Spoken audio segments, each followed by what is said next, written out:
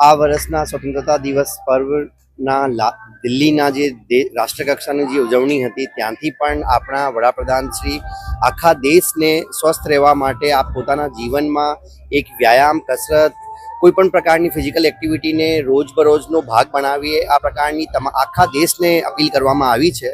અને આપણે જાણીએ છીએ કે સ્વસ્થ ભારત થકી જ આપણો વિકસિત ભારત બની શકીએ અને આગામી અઠવાડિયામાં જ્યારે 28 તારીખે નેશનલ સ્પોર્ટ્સ ડે અને આની ઉજવણી અંતર્ગત પણ આખા રાજ્યમાં આવા સાયક્લોથોન પ્રકારના ઇવેન્ટ થવાના છે તો આજ રોજ જે જિલ્લા પોલીસ તંત્ર તરફથી આખો સાયક્લોથોન નું આયોજન કરવામાં આવ્યું જેમાં મોટી સંખ્યામાં પોલીસ કર્મીઓ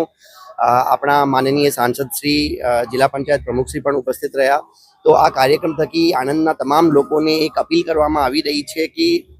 દર સન્ડે મતલબ આ વહીવટી તંત્ર આવું ઈચ્છે છે કે દર સન્ડે એક સાયકલિંગ ગ્રુપ મિનિમમ આખા આણંદ માટેનો એક સાયકલિંગ ગ્રુપ બને